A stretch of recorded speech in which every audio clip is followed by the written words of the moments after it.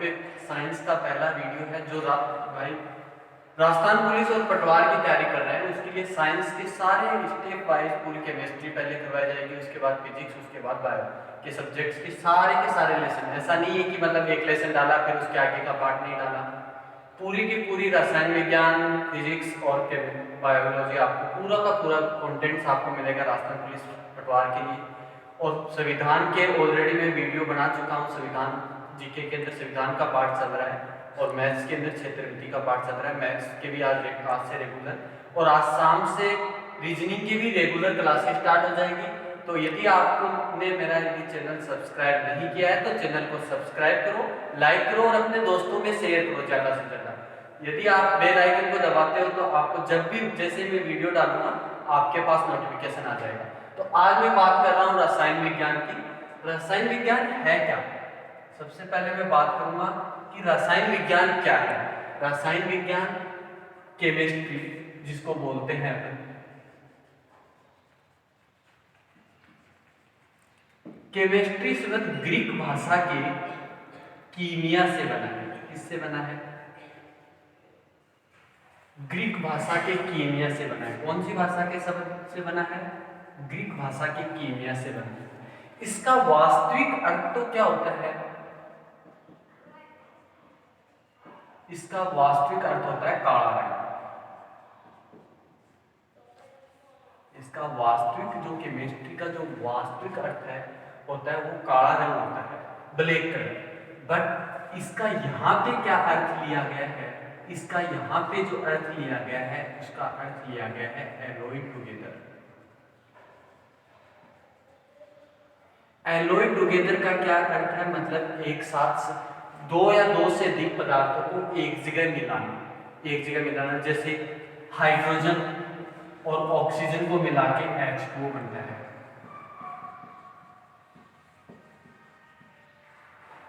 Hydrogen और oxygen दो पदार्थ थे, इनको मिला के हमने क्या बना लिया? जल का निर्माण कर दिया। तो ये एलॉय टुगेदर हो गया, मतलब दो पदार्थों को मिला के कोई नया पदार्थ बना लिया गया, जल बना लिया गया। तो केमिस्ट्री का उम्मीद करता हूँ आप अर्थ समझ गए होंगे, एलॉय टुगेदर का अर्थ। और ग्रीक भाषा के कीमिया शब्द से बना है। कीमिया का वास्तविक अर्थ तो काला रंग होता है, परंतु यहाँ पे जो अर्थ लिया गया है वो एक मिश्रण एलॉय टुगेदर के रूप में लिया गया है। दो या दो से अधिक पदार्थों को मिला के कोई तीसरा पदार्थ बन जाए तो वो होती है क्या? एक रासायनिक अभिक्रिया उनके बीच में होती है और रसायन विज्ञान के अंदर हम इसी चीज का अध्ययन करेंगे। अब बात आती है कि रसायन विज्ञान का जनक कौन है? रसायन विज्ञान का पिता किसे कहा जाता है?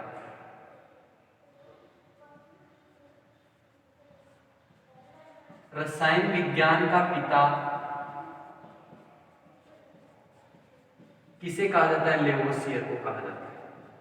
रसायन विज्ञान का पिता लेवोसियर को कहा जाता है। रसायन विज्ञान का पिता कौन है? लेवोसियर है। रसायन विज्ञान ग्रीक भाषा की कीमिया शब्द से बना है जिसका मूल अर्थ क्या होता है? काला रंग। परंतु यहाँ पे जो अर्थ लिया गया है वो लिया गया है एलॉय टुगेदर। दो या दो से अधिक पदार्थों को मिक्स होने से जो नया पदार्थ बनता है उसी को बोलते हैं एलॉय टुगेदर। जैसे हाइड्रोजन और ऑक्सीजन मिलकर किसका निर्माण कर रहे हैं? जल का निर्माण कर रहे हैं। तो ये तो थी रसायन विज्ञान के अंदर रसायन विज्ञान की सामान्य सी डेफिनेशन। और रसायन विज्ञान का पिता किसको कहा जाता है? आधुनिक रसायन विज्ञान का पिता किसको कहा जाता है? लेवोसियर को कहा जाता है। इतनी बात उम्मीद करता हूँ आपके समझ में आ गई होगी। अब मैं इसका फर्स्ट टॉपिक उठाता हूँ। मैंने कहा दो या दो से अधिक पदार्थों का मिश्रण। मैंने क्या यहाँ पे क्या नाम लिया? यहाँ पे मैंने नाम लिया पदार्थ का। अब मैं यहाँ पे जो पढ़ाने जा रहा हूँ वो किसको पढ़ाने जा रहा हूँ कि ये पदार्थ क्या चीज है, पदार्थ होता क्या है, इसके बारे में मैं अध्ययन कराने जा रहा हूँ। तो पदार्थ के बारे में अपन अध्ययन करेंगे। तो सबसे पहले हेडिंग डाल लेना पदार्थ। क्या हेडिंग डालोगे? पदार्थ हेडिंग डालोगे, जिसको इंग्लिश में कहते हैं मैटर। या फिर इस पदार्थ को कई जगह क्या लिखा हुआ था? द्रव्य। द्रव्य नहीं है दोस्तों, ये द्रव्य है। तो मैटर क्या होता है, पदार्थ क्या होता है? पहले तो हम बात करेंगे पदार्थ के अंदर भी किस किस की, पदार्थ का मीन क्या है, अर्थ क्या है। अर्थ यानी कि परिभाषा की बात करेंगे सबसे पहले। कि पदार्थ होता क्या है। उसके बाद किसके अध्ययन करेंगे पदार्थ के अंदर ही पदार्थ को दो भागों में क्लासिफिकेशन वर्गीकरण किया कि पदार्थ को किस किस भागों में बांटा गया है। पदार्थ को दो भागों में बांटा गया है, भौतिक अवस्था के आधार पर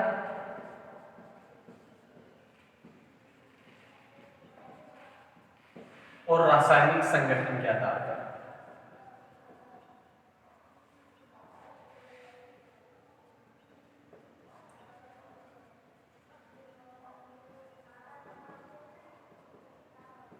तो पदार्थ को कितने भागों में बांटा गया? दो भागों में बांटा गया। भौतिक अवस्था जैसे ठोस, द्रव्य, गैस, प्लाज्मा, बोस-आइंस्टाइन कंडेंसेट, और रासायनिक संगठन के आधार पर पदार्थों को बांटा गया, कैसे कैसे अभिक्रियाएं होती हैं, सॉल्यूशन कैसे बनते हैं, वो सब के बारे में। और यहाँ पहले तो अपन किसकी बात कर रहे हैं, पदार्थ की परिभाषा क्या होती है, भाई ये पदार्थ है क्या चीज है। तो हर वह वस्तु पदार्थ होती है जो खुद का स्थान घेरती हो। क्या घेरती हो? स्थान घेरती हो, जो जिसको आने के लिए जगह चाहिए। उसके बाद में सेकंड, जिसके अंदर द्रव्यमान हो, भार हो, उसका वेग हो। और तीसरा होता है जिसमें जड़त्व का गुण विद्यमान हो, वो क्या कहलाएगा? पदार्थ कहलाएगा। तो पदार्थ क्या होती है? प्रत्येक वह वस्तु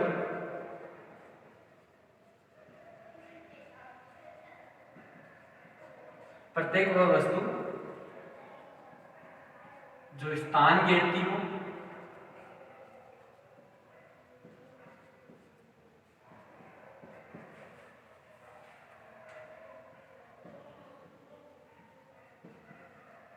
द्रव्यमान हो तथा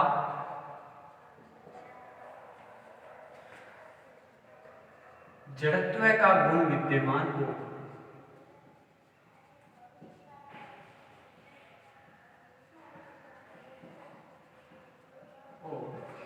पदार्थ कहलाता है।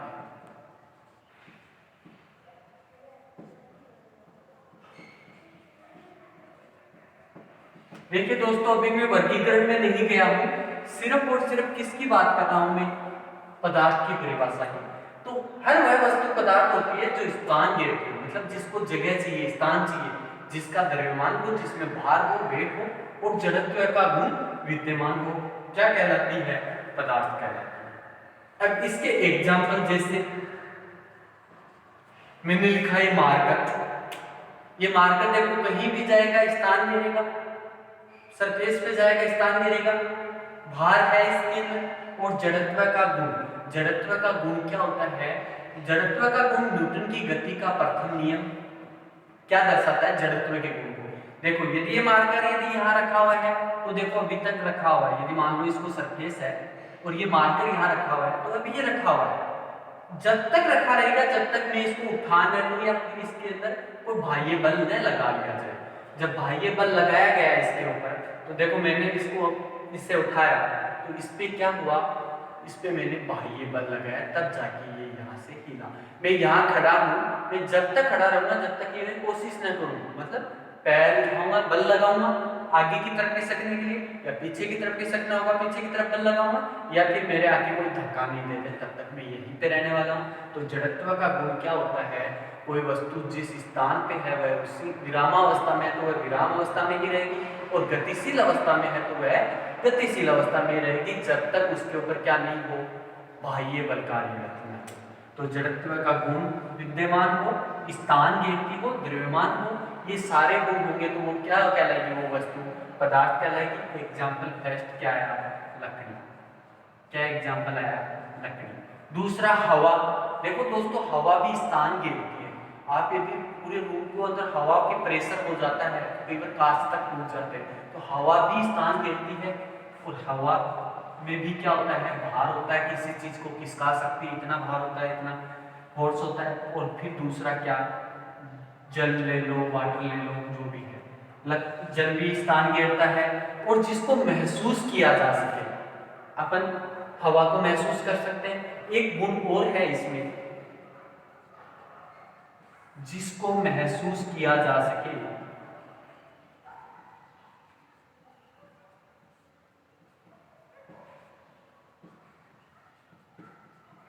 जिसको महसूस किया जा सके पदार्थ कहलाता है। एग्जाम्पल में आ गया लकड़ी, हवा, जल, ये सब इसके एग्जाम्पल है। उम्मीद करता हूँ आपकी परिभाषा समझ में आ गई होगी। अब परिभाषा में 3 वर्ड आए, देखो पहला आया द्रव्यमान, दूसरा आया जड़त्व का गुण और तीसरा आया स्थान घेरता हो, मतलब वॉल्यूम हो, उसका आयतन हो। ये 3 वर्ड आए। तो मैं सबसे पहले जो बात करूंगा वो किसकी करूंगा? द्रव्यमान की बात करूंगा दोस्तों।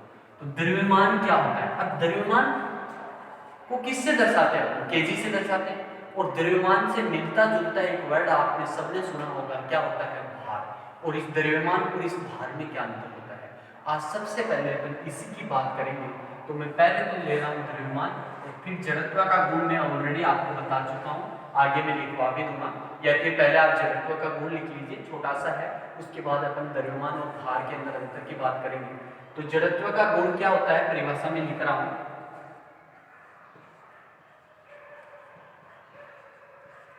तो जड़त्व क्या होता है? जड़त्व पहले तो सबसे इंपॉर्टेंट पॉइंट, जड़त्व का गुण न्यूटन की गति का प्रथम नियम है। न्यूटन का प्रथम नियम है।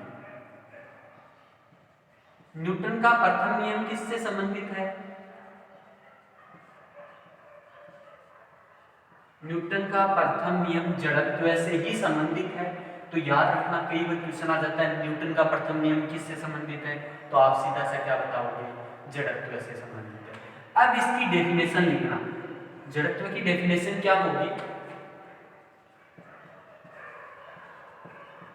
कोई वस्तु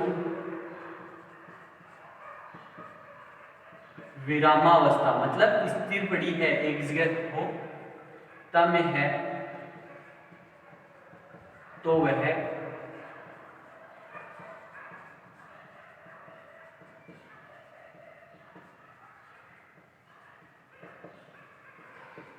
विरामावस्था में ही रहेगी और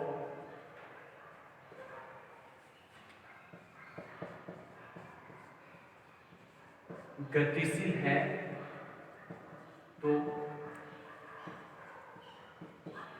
वह गतिशील ही रहेगी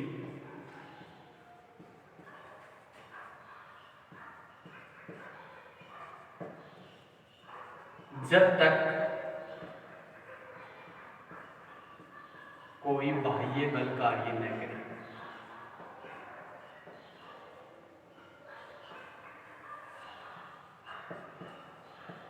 तो न्यूटन की गति का प्रथम नियम क्या है? न्यूटन का प्रथम नियम क्या है, या फिर जड़त्व क्या है?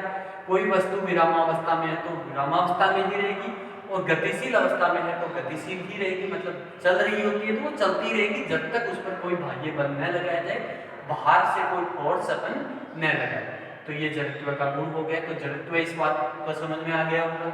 अब मैं बात करूंगा किसकी?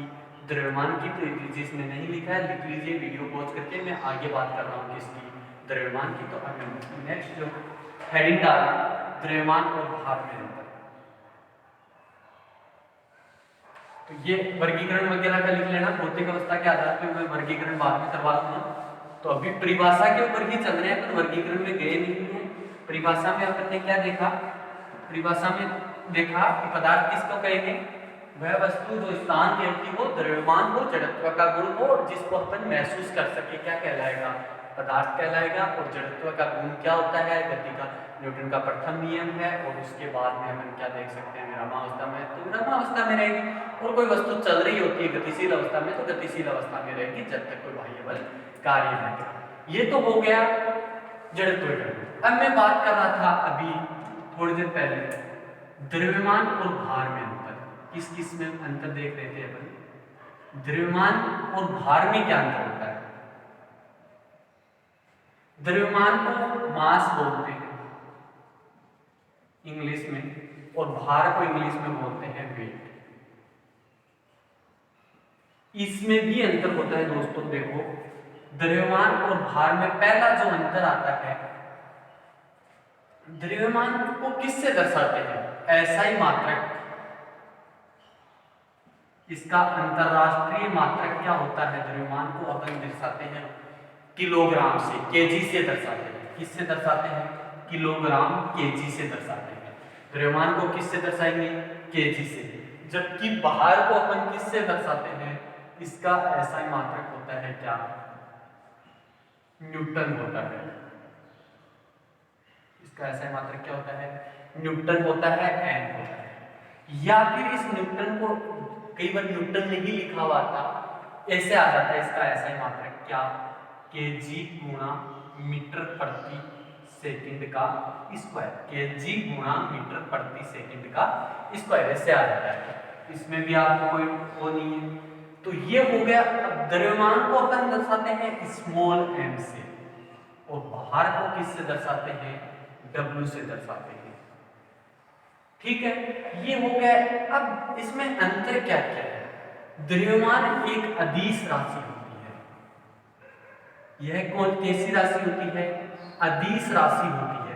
अब अदिश राशि क्या होती है? आप लोगों को ये डाउट आ रहा होगा, जो साइंस के स्टूडेंट नहीं है, आर्ट्स वगैरह से की हुई है, तो मैं बता देता हूँ अदिश राशि क्या होती है और सदिश राशि क्या होती है। देखो, दो टाइप की राशियां होती है। एक अदिश राशि होती है, तो पहले भार का पॉइंट में लिख देता हूं।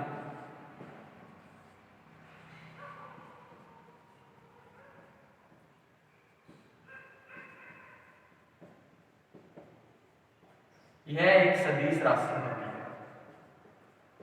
पहले भार का ये पॉइंट। अब अदिश और सदिश क्या होता है मैं एक बार ऐसे ही बता रहा हूं, बाकी जब फिजिक्स के टॉपिक आएंगे तो मैं अदिश सदिश को अच्छे से पढ़ाऊंगा। अदिश में क्या होता है? ये द्रव्यमान में सिर्फ हमें भार से कितने किलो का है, 50 केजी वेट है, 55 केजी वेट है, सिर्फ वेट से द्रव्यमान से मतलब होता है। इसमें दिशा का कोई मतलब नहीं होता, दिशा का कोई लेना देना नहीं होता। सिर्फ और सिर्फ किससे मतलब होता है? भार से, द्रव्यमान से मतलब होता है। क्या कहलाता है? अदिश राशि कहलाती है। इसके अंदर क्या होता है? द्रव्यमान के साथ साथ दिशा का भी होना जरूरी होता है। दिशा का भी होना क्या होता है? कोई भी क्वांटिटी है, 5 है, 5 के साथ कौन सी दिशा में है, उस दिशा का भी ज्ञान होना जरूरी है। दिशा का भी लेना देना होता है। क्या कहलाता है? सदिश राशि कहलाती है। ये अदिश और सदिश की बात में जब फिजिक्स के टॉपिक आएंगे तो आपको मैं अच्छे से समझाऊंगा। अभी आप इतना याद रखो, द्रव्यमान अदिश राशि होती है और वेट क्या होती है? सदिश राशि होती है। अदिश राशि वो होती है जिसमें दिशा का कोई लेना देना नहीं होता। सदिश राशि वो होती है जिसमें दिशा का भी लेना देना होती है, दिशा भी इन्वॉल्व होती है। ये होती है भार, द्रव्यमान और भार में अंतर। तीसरा क्या अंतर है? द्रव्यमान को अपन केजी से दर्शाए। अच्छा, मास को अपन एम से लिख दिया, ये मास है, द्रव्यमान है। यहां द्रव्यमान का, भार का क्या सूत्र होता है? W बराबर mg। mg ये सूत्र आपने बहुत देखा होगा। mg क्या है? द्रव्यमान गुणा गुरुत्वीय त्वरण गुणा।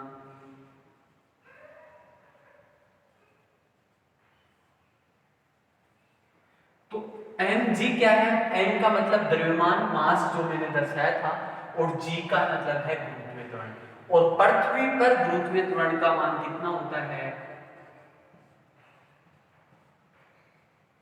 पृथ्वी पर जो इस g का मान होता है, पृथ्वी पर जो गुरुत्वीय त्वरण, जिसको अपन किससे दर्शा रहे हैं? g से दर्शा रहे हैं, स्मॉल g से। इस g का मान होता है 9.8 मीटर प्रति सेकंड का क्या? स्क्वायर। तो पृथ्वी पर गुरुत्वीय त्वरण का मान, पिछली बार रेलवे में क्वेश्चन आया था, पृथ्वी पर गुरुत्वीय त्वरण का मान क्या है? 9.8 मीटर प्रति सेकंड स्क्वायर। अभी थोड़ी देर पहले मैं ऐसा ही मात्रक की बात कर रहा था। यहाँ मास का मात्रक क्या निकला था? हम केजी से दर्शा देते हैं, इसको किलोग्राम से दर्शा देते हैं। और फिर यहाँ देखो, बाहर में द्रव्यमान आया, मतलब केजी तो आ गया, मतलब केजी तो आ गया। और गुरुत्वीय त्वरण का क्या मात्रक होता है? मीटर प्रति सेकंड स्क्वायर। और केजी गुणा मीटर प्रति सेकंड स्क्वायर ही क्या होता है? न्यूटन होता है। केजी गुणा मीटर प्रति सेकंड स्क्वायर ही क्या होता है? न्यूटन होता है। बात समझ में आ गई होगी, क्योंकि भार है ना, वो किस पे डिपेंड करता है? द्रव्यमान और गुरुत्वीय त्वरण पर डिपेंड करता है। अब यहाँ एक वर्ड और आ गया कि गुरुत्वीय त्वरण क्या होता है। भाई, वर्ड आया गुरुत्वीय त्वरण, आपने याद कर लिया पृथ्वी पर गुरुत्वीय त्वरण का मान 9.8 मीटर प्रति सेकंड स्क्वायर। पर देखो दोस्तों, गुरुत्वीय त्वरण होता क्या है? सबसे पहले मैं बात करूंगा किसकी? अब गुरुत्वीय त्वरण की बात करूंगा। अब देखो, गुरुत्वीय त्वरण का मान, गुरुत्वीय त्वरण का मान, अब मैं जो बात करने जा रहा हूं वो आप इतना लिख लिया हो तो आप, मैं इसको मिटा दूं, आगे गुरुत्वीय त्वरण की मैं बात कर लेता हूँ।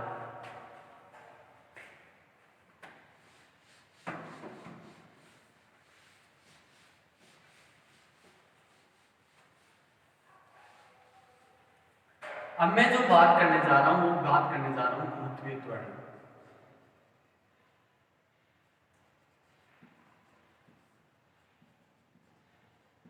त्वरण जिसको अपन क्या किससे लिखते हैं, जी से। हम देखते हैं आम के पेड़ लगा है मान लो, और यहां से आम को छोड़ो, आपने मार्कर के ये केप की बात कर रहा हूं, इस केप को मैं छोड़ता हूं तो ये तुरंत नीचे ही जाती है। क्यों जाती है? क्योंकि पृथ्वी के द्वारा भी एक बल, आकर्षण बल लगा हुआ होता है, जो क्या करती है, वस्तु को अपनी ओर खींचती है। गुरुत्वीय त्वरण बोलते हैं इसी चीज को। और जो मान गुरुत्वीय त्वरण का पृथ्वी पर जो होता है वो कितना होता है, 9.8 मीटर प्रति सेकेंड स्क्वायर की तरफ से वो अपने आप को खींचती है। मतलब इसके अंदर भी अगर किसकी बात करते हैं तो ये गुरुत्वीय त्वरण क्या होता है, ये भी एक क्या होता है, दिशा में लगता है 9.8 मीटर प्रति सेकेंड स्क्वायर। और गुरुत्वीय त्वरण का भी मान किससे दर्शाते हैं, जी। ये एक गुरुत्वाकर्षण नियतांक होता है, पृथ्वी पे द्रव्यमान इनटू रेडियस ऑफ अर्थ, मतलब पृथ्वी की त्रिज्या का स्क्वायर। इस गुरुत्वीय त्वरण का मान अपन कैसे निकालते हैं, गुरुत्वीय त्वरण का मान जी, ये जी क्या है, एक गुरुत्वाकर्षण नियतांक है। गुरुत्वाकर्षण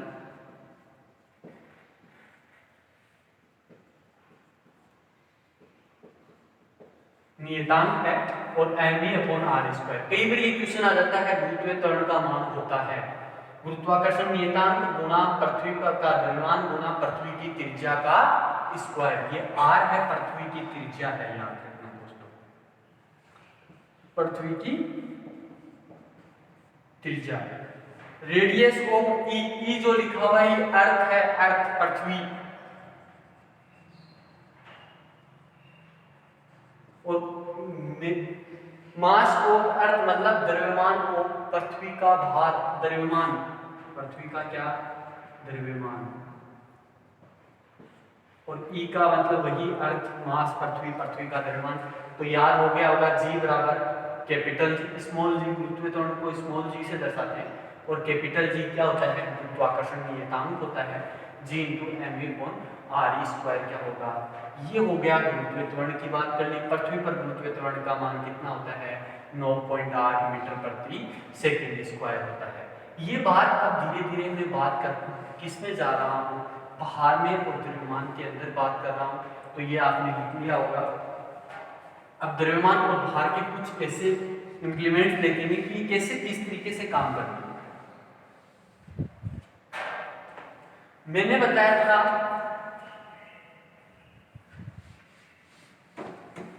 मैंने क्या बताया था कि द्रव्यमान कभी भी परिवर्तित नहीं होता। द्रव्यमान के पॉइंट में लिख लेना, द्रव्यमान कभी चेंज नहीं होता, अपरिवर्तित होता है।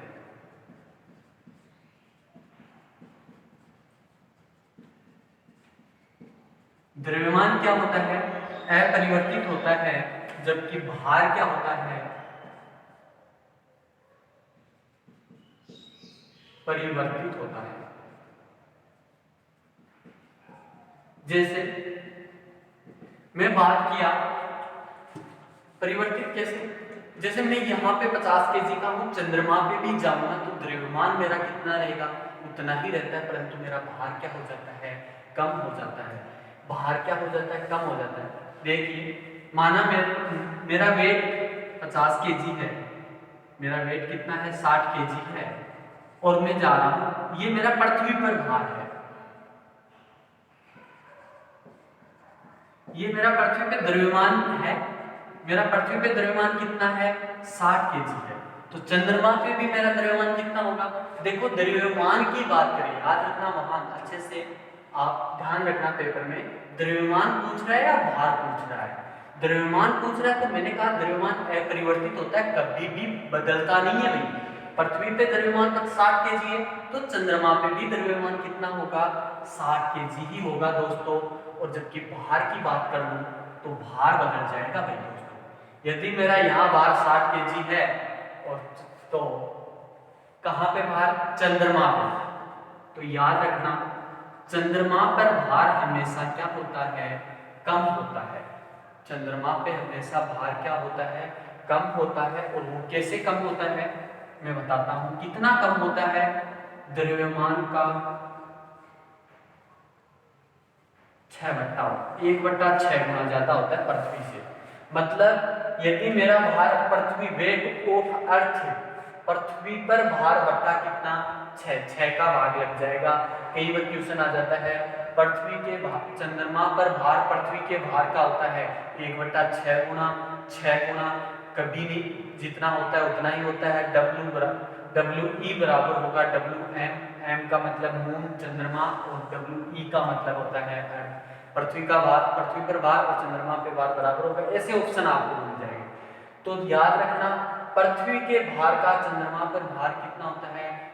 जो पृथ्वी पे भार होता है उसका 1/6 होता है। देखो 1/6 बट्टे में है 6, तो 1/6 गुना ज्यादा होता है। याद रखना हमेशा। जैसे मेरा 60 kg वेट है यहाँ पे और चंद्रमा पे यदि मैंने पूछ लिया, कई बार क्वेश्चन ऐसा रहता है यदि पृथ्वी पर भार 60 kg है तो चंद्रमा पे भार क्या होगा?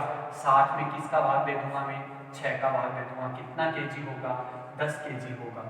10 kg होगा।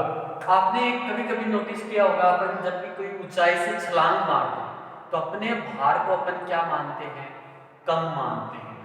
हल्का महसूस होता है अपने को। जब अपन हवा में होते हैं तब अपने को ऐसा फील होता है कि बिल्कुल हमारे अंदर क्या आ गई है, कोई भार नहीं है, अपन जीरो है। अपना भार बहुत हल्का महसूस होता है। वो क्यों होता है वो आपको मैं अब आगे बताने जा रहा हूँ। तो भार की बात समझ में आ गई होगी। द्रव्यमान कभी नहीं बदलता है दोस्तों। यदि द्रव्यमान पूछ ले, चाहे पृथ्वी पे हो चाहे कहीं पे भी हो, चंद्रमा पे द्रव्यमान जितना होता है उतना ही होता है, परंतु भार क्या होता है दोस्तों?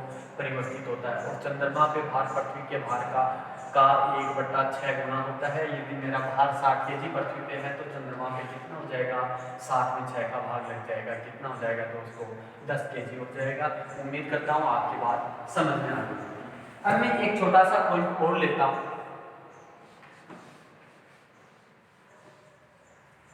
पृथ्वी में एक होती है विषुवत रेखा। पृथ्वी में क्या होता है? विषुवत रेखा। और एक होता है ध्रुव।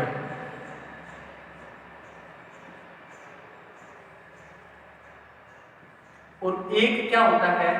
पृथ्वी के अंदर एक और पॉइंट होता है, पृथ्वी का केंद्र। पृथ्वी का ये होता है पृथ्वी का केंद्र। ये 3 पॉइंट है। विषुवत रेखा से अपन ध्रुव की तरफ जाते हैं तो भार क्या होता है?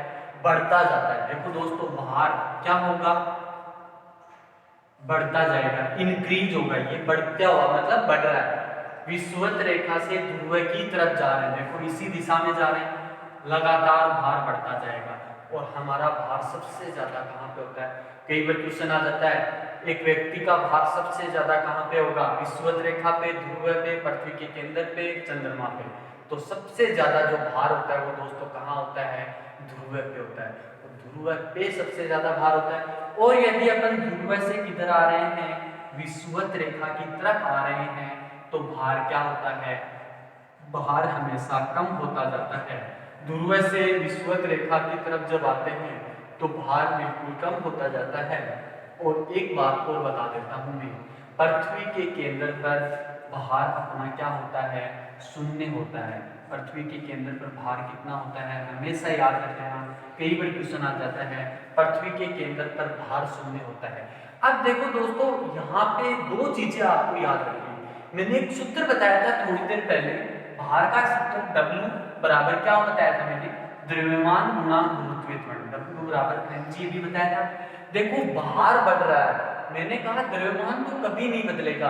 तो यदि सिर्फ द्रव्यमान का नाम आ जाए कि विषुवत रेखा पे द्रव्यमान क्या होगा, ध्रुव पे द्रव्यमान क्या होगा, पृथ्वी के केंद्र पे द्रव्यमान क्या होगा? केंद्र पे सबसे द्रव्यमान वही रहता है, परंतु बदलता कौन है फिर? ये गुरुत्वीय त्वरण बदलता है। ये गुरुत्वीय त्वरण हो रहा है रियल में। तो विषुवत रेखा से ध्रुव की तरफ जाएंगे, गुरुत्वीय त्वरण का मान बढ़ता जाएगा। यदि अपन ध्रुव से विषुवत रेखा की तरफ आएंगे, गुरुत्वीय त्वरण का मान भी क्या होता जाएगा? घटता जाएगा। जैसा भार है वैसा ही गुरुत्वीय त्वरण है।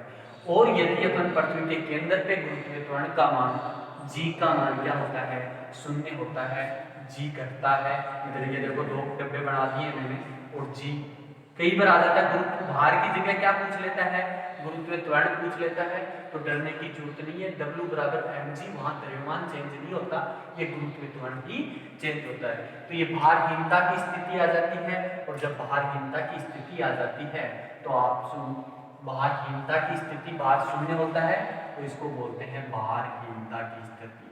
क्या बोलते हैं, भारहीनता की स्थिति बोलते हैं। तो सबसे ज्यादा जो गुरुत्वीय त्वरण होता है वो ध्रुव पे होता है। अब इसके आगे मैं बात करूंगा, लिफ्ट से संबंधित क्वेश्चन भी कई बार इसी सिलसिले में पूछ लेता है। तो मैं आपको जो बात करने जा रहा हूँ वो लिफ्ट के 3 सिचुएशन होती है। लिफ्ट की क्या सिचुएशन होती है, 3 सिचुएशन होती है। देखो क्या क्या होती है लिफ्ट की 3 सिचुएशन क्या है। ये मैंने लिफ्ट बना दी, यदि ये लिफ्ट ऊपर की तरफ जा रही है, लिफ्ट बनाया ये ऊपर की तरफ जा रहा है।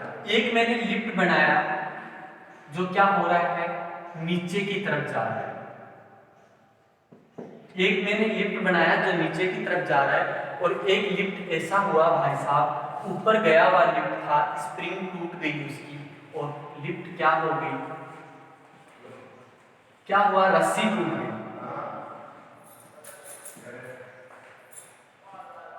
टूट जाए